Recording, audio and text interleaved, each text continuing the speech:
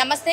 మొన్న గత 3 రోజుల క్రిందట జరిగినటువంటి సంఘటన సింగోటి రాము గురించి. మొత్తానికి అంటే కొల్లాపూర్‌కి చెందినటువంటి సింగోటి రామ్ అనే వ్యక్తి యూసఫ్‌గూడలో మర్డర్‌కి గురయ్యాడు. మొత్తానికి అతన్ని హత్య చేసి చంపేశారు. దాదాపు 50 కత్తిపోట్లు ఉన్న సంగతి కూడా మనకు తెలుసు.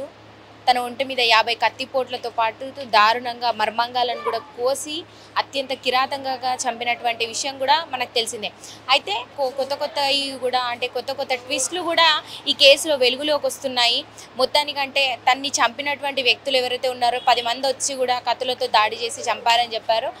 అది దాడి చేయించింది ఎవరో కాదు, తను ఎవరితోనైతే ఎఫ్ఐఆర్ పెట్టుకున్నాడో ఆమె ఆంధ్రాకి చెందినటువంటి ఒక ముస్లిం హిమాంబి, అదేవిధంగా తన కూతురు నసీమా.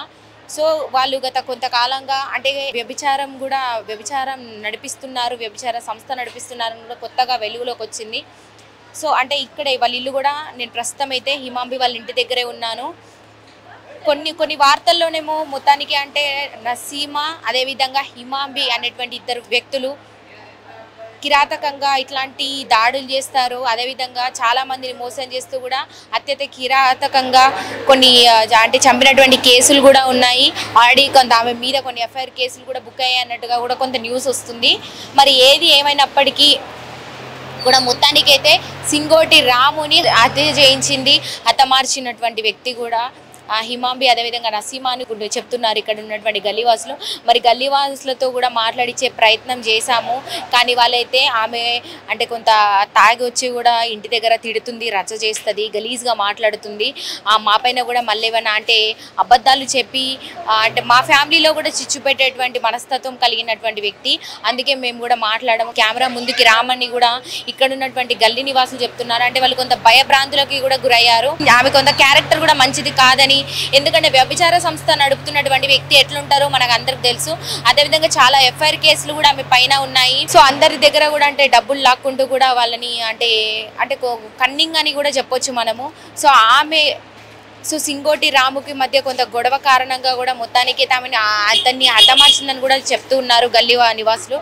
కానీ మొత్తానికైతే వాళ్ళు మాట్లాడడానికి కూడా కొంత భయపడుతున్నారని చెప్పొచ్చు. ఒక్కసారి మీరు చూసుకుంటే కనుక అదే హిమాంబి వాళ్ళ ఇల్లు. రియల్ ఎస్టేట్ వ్యాపారి పుట్టరాము హత్య కేసులో నిందితులైన తల్లి కూతుళ్ళు హిమాంబి, నసీమా లీలలో ఒక్కొక్కటిగా వెలుగులోకి వస్తున్నాయి. తల్లి కూతుళ్ళ అరాచకాలకు చాలా మంది బలికాగా ప్రస్తుతం వ్యభిచార గృహం నిందితురాలు హిమాంబి ఆ ఇంటిని దౌర్జన్యంగా ఆక్రమించి యజమానిపై ఇప్పుడు కేసులు బనాయించింది. ఇటువైపు తొంగి చూస్తే తమపై అత్యాచారం చేశావంటూ కేసు పెడతానని బెదిరిస్తుండడంతో ఇంటి యజమాని అటువైపు తొంగి చూడటం లేదు. ఇదే అదనంగా హిమాంబి, ఆమె కూతురు నసీమా ఇద్దరు ఈ ఇంటి వ్యభిచార కూపంగా మార్చారు. జూబ్లీహిల్స్ పోలీస్ స్టేషన్ పరిధిలోని యూసఫ్గూడ ఎల్ఎన్ నగర్లో ఇటీవల రియల్ ఎస్టేట్ పుట్టరామును 11 మంది కత్తులతో దాడి చేసి హత్య చేసిన విషయం తెలిసిందే. నసీమా హనీ ట్రాప్ చేసి రామును ఇంటికి పిలిపించి ఈ విషయాన్ని ప్రధాన నిందితుడు మణికంఠకు మెసేజ్ చేసి హత్య కుట్ర కారణమై జైలు పాలైంది. హిమాంబి ఇప్పటికే బంజారాహిల్స్, జూబ్లీహిల్స్, మేడిపల్లి తదితర పోలీస్ స్టేషన్లలో 5 ఎఫ్ఐఆర్లను నమోదై ఉన్నాయి. 2017 జూన్లో హిమాంబి ఓ యువతితో వ్యభిచారం చేయిస్తూ బంజారాహిల్స్ పోలీసులకు పట్టుబడింది. 2018లో మరో అమ్మాయితోనూ వ్యభిచారం చేయిస్తూ అరెస్ట్ అయింది. 2020లో జూబ్లీహిల్స్లోని వెంకటగిరిలో వ్యభిచార గృహంపై దాడి చేస్తుంటే పోలీసులు మరోసారి పట్టుబడింది. 2017లో విష్ణుకాంత్ అనే వ్యక్తి నుంచి బ్లాక్మెయిల్ చేసి రూపాయలు 3 లక్షలు వసూలు చేసింది.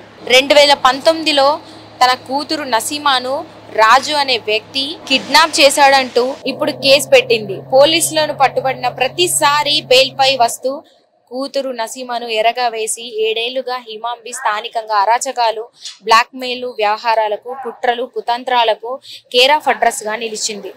ఓ కానిస్టేబుల్కు చెందిన ఇంటిని అద్దెకు తీసుకొని అతడి పైన తప్పుడు కేసులు పెట్టి బ్లాక్మెయిల్ చేసింది. ఇంటిని ఖాళీ చేయించాలంటూ కోర్టు ఆర్డర్ ఉన్న హిమాంబి పట్టించుకోకుండా పోలీసులపైనే తిరగబడింది. మహిళ కావడంతో పోలీసులు కూడా ఆచితూచి వ్యవహరిస్తూ తమకెందుకులే అని పెద్దగా పట్టించుకోకపోవడంతో హిమాంబి అరాచకాలకు రోజు రోజుకు పెరిగిపోయాయి. ఇతర ప్రాంతాల నుంచి అమ్మాయిలను తీసుకొచ్చి కబ్జా చేసిన ఇంట్లోనే దర్జాగా వ్యభిచార గృహాన్ని నిర్వహించింది. పుట్టారాము హత్యతో తల్లి కూతుర్ల గుట్టు రట్టయింది. తల్లి చేసేది పాడు పని చాలదన్నట్టు కూతుర్ని కూడా గలీజ్ దందాలోకి దింపింది. డబ్బున్న వాళ్లను టార్గెట్ చేసి హనీ ట్రాప్ తో ఉన్నదంతా ఊడ్చేశారు ఆ తల్లి కూతుర్లు. డబ్బులన్నీ దుండుకున్నాక దూరం పెట్టి మరో బడా బాబును టార్గెట్ చేస్తారు. చేసేది వ్యభిచార వృత్తి అయిన విలాసవంతం జీవితం. కోట్ల రూపాయల కొల్లగొట్టారు. ఈ తరహా హనీ ట్రాప్ తో తల్లి కూతుర్లు కలిసి సింగోటం రామును గుట్టు చప్పుడు కాకుండా మట్టు పెట్టారు. రాము నుంచి కోట్లు దుండుకున్న తల్లి కూతుర్ను ఎరగా వేసి పీడ వదిలించుకోవాలనుకుంది. పక్కా ప్లాన్ తో రామును హత్య చేయించింది. పోలీసులు దర్యాప్తులో వెల్లడైంది. జూబ్లీహిల్స్ పోలీస్ స్టేషన్ పరిధిలో జరిగిన సింగోటం రాము హత్య కేసు విచారణలో సంచలన విషయాలు ట్విస్టుల మీద ట్విస్టులు వెలుగులోకి వస్తున్నాయి. రాముతో వ్యవహారం, రామును ట్రాప్ చేసిన తీరు, రాము హత్య అంతా ఓ క్రైమ్ కథా చిత్రాన్ని మించి ఉంది. వెబ్ సిరీస్ రేంజ్ లో తల్లి కూతుళ్ళిద్దరూ రౌడీ షీటర్లు ప్రియుడితో కలిసి రామును అంతమొందించారు. దీంతో కేసు నమోదు చేసిన పోలీసులు దర్యాప్తు కొనసాగిస్తున్నారు. ఆంధ్రప్రదేశ్ తూర్పు గోదావరి జిల్లా రావులపాలెంకు చెందిన హిమాంబి భర్తను వదిలేసి కూతురితో సహా హైదరాబాద్ కు మకం మార్చింది. యూసఫ్గూడలో ఓ కానిస్టేబుల్ ఇంట్లో అద్దెకు దిగింది హిమాంబి. కానిస్టేబుల్ తో అక్రమ సంబంధం పెట్టుకుంది. హిమాంబి మాయలో పడ్డ కానిస్టేబుల్ డబ్బంతా ఆమెకే ఖర్చు పెట్టేశాడు. ఫ్యామిలీ, పిల్లలు అందరినీ దూరం పెట్టి హిమాంబినే ప్రపంచంగా మారాడు. చివరకు ఆ ఇంటిని కూడా హిమాంబి పేరు మీద రాసి ఇచ్చాడు. దీంతో తన పని పూర్తయిందనుకున్న హిమాంబి ఆ కానిస్టేబుల్ ను ఇంటి నుంచి వెళ్ళగొట్టింది. ఆ ఇల్లు తనదేనని, నువ్వెవరో నాకు తెలియదని బుకాయించి పీడా వదిలించుకుంది. అంతేకాదు తన ఇంట్లోనే వ్యభిచార దందాకు తెరలేపింది. తను వ్యభిచారం చేయడమే కాకుండా ఇతర ప్రాంతాలకు చెందిన కొంతమంది యువతులను తీసుకొచ్చి వ్యభిచారం చేయించేది హిమాంబి. ఈ క్రమంలో బడా వ్యాపారులు, సంపన్నులను టార్గెట్ చేసింది. తన వలలో వేసుకుని అక్రమ సంబంధం పెట్టుకుని డబ్బులు దుండుకునేది. కూతురు కూడా వయసుకు రావడంతో కూతురుని కూడా బలవంతంగా వ్యభిచార వృత్తిలోకి నెట్టింది. వేలు, లక్షలు దాటి కోట్ల రూపాయల ఆస్తులు కూడబెట్టింది హిమాంబి. విలాసవంతమైన జీవితం ఉండడంతో కూతురు కూడా వ్యభిచార వృత్తికి అలవాటు పడింది. ఇద్దరు కలిసి బడాబాబులను హనీ ట్రాప్ చేయడం, ఉన్నదంతా ఊడ్చేయడం, ఏదో ఒకటి చేసి దూరం పెట్టడం అలవాటుగా మార్చుకున్నారు. ఇదే క్రమంలో హిమాంబికి పరిచయం అయ్యాడు సింగోటెం రామన్న అలియాస్ పుట్టరాము. నాగర్ కర్నూలు జిల్లా కొల్లాపూర్ మండలం సింగోటకు చెందిన రాము హైదరాబాద్ లో రియల్ ఎస్టేట్, ఇతర వ్యాపారాలతో కోట్ల రూపాయలు సంపాదించాడు. దీనికి తోడు సిటీ శివార్ల అడ్డాగా జువ్వా ఆడేవాడు. జువ్వా ఆటతో రెట్టింపు డబ్బు సంపాదించాడు. దాదాపు 100 కోట్ల రూపాయలకు పైగా సంపాదించిన రాము హిమాంబికి పరిచయం అవడంతో గోల్డెన్ ఛాన్స్ అనుకుంది. రాముని తన వలలో బంధించి కోట్ల రూపాయలు దుండుకుంది. రాము సంపాదించిన డబ్బులో ఎక్కువ భాగం హిమాంబికే సమర్పించుకున్నాడు. రాముతో డబ్బులు కూడా అయిపోయాయి. అప్పులు కూడా స్టార్ట్ చేశాడు. ఇంతలో హిమాంబి దగ్గరకు వెళ్తున్న క్రమంలో హిమాంబి కూతురు నసీమాను చూశాడు రాము. కూతురుతో పడక సుఖం కావాలని అడిగాడు రాము. తన కూతురు అలాంటిది కాదని అడ్డు చెప్పింది హిమాంబి. పలుమార్లు రాము ఏకంగా నసీమాను వేధించాడు. దీంతో తెలివిగా ఆలోచించింది హిమాంబి. ఇక రాముతో పనేముంది, పీడ వదిలించుకోవాలనుకుంది. కూతురుతో కలిసి పక్కా ప్లాన్ తో రామును అత్యంత కిరాతకంగా హత్య చేయించింది. అయితే రాము హత్యలో రౌడీ షీటర్లు, రాము స్నేహితుడు మణికంఠ ఎందుకు ఇన్వాల్వ్ అయ్యారు? ఇక్కడే పెద్ద ట్విస్ట్. టిక్ రేంజ్ లో మణికంఠ, హిమాంబి, నసీమా, రౌడీ షీటర్ల మధ్య పరిచయం వెలుగులోకి వచ్చింది. సింగోటం రాము జువ్వా ఆడే క్రమంలో మణికంఠ, వినోద్ పరిచయం అయ్యారు. గ్యాంగులుగా ఏర్పడి పలు ప్రాంతాలకు వెళ్తూ జువ్వా ఆడేవాళ్ళు. ఈ ఆటలో రాము 100 కోట్ల రూపాయల వరకు సంపాదించగా మణికంఠ, వినోద్ మాత్రం 20 కోట్ల వరకు సంపాదించారు. దీంతో ఈర్ష్య మొదలైంది. మనస్పర్ధలు వచ్చాయి. రాము, మణికంఠ మధ్య గొడవ జరిగింది. మణికంఠకు తీవ్రంగా కొట్టి, కారుతో ఢీ కొట్టి కారును పైకి ఎక్కించి హత్య చేయించబోయాడు రాము. లక్కీగా మణికంఠ ప్రాణాలతో బయటపడ్డప్పటికీ మొహానికి తీవ్ర గాయాలై ప్లాస్టిక్ సర్జరీ కూడా చేయించుకున్నాడు. రాము దాడిలో తీవ్రంగా గాయపడ్డ మణికంఠ కక్ష పెంచుకున్నాడు. రివెంజ్ తీర్చుకోవాలని రామును ఎలాగైనా అంతం చేయాలని అనుకున్నాడు. పలుమార్లు రెక్కి కూడా నిర్వహించాడు. సో ప్రస్తుతం జూబ్లీహిల్స్ పోలీస్ స్టేషన్ లో కేసు విచారణ కొనసాగుతుంది. ఇప్పటికే 8 మందిని రిమైండ్ లోకి తీసుకున్నారు పోలీసులు.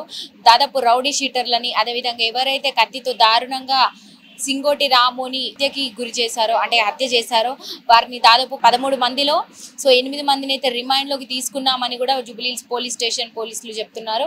అదేవిధంగా మిగతా మంది కూడా కొంత పరారీలో ఉన్నట్టుగా కూడా తెలిసింది. సో వాళ్ళని కూడా పట్టుకునే ప్రయత్నంలోనే ఉన్నారంటూ కూడా చెప్తున్నారు పోలీసులు. సో ప్రస్తుతం మనం చూసుకుంటే ఇక్కడ యూసఫ్గూడలో ఎల్ఆర్ నగర్ లో ఉంటున్నటువంటి సింగోటి రాము, అంటే నాగర్ కర్నూలుకి చెందినటువంటి సింగోటి రాము అప్పుడప్పుడు కూడా ఇక్కడికి వచ్చి వెళ్తుండేవాడు. సో ఇదంతా కూడా మనకు తెలుసు.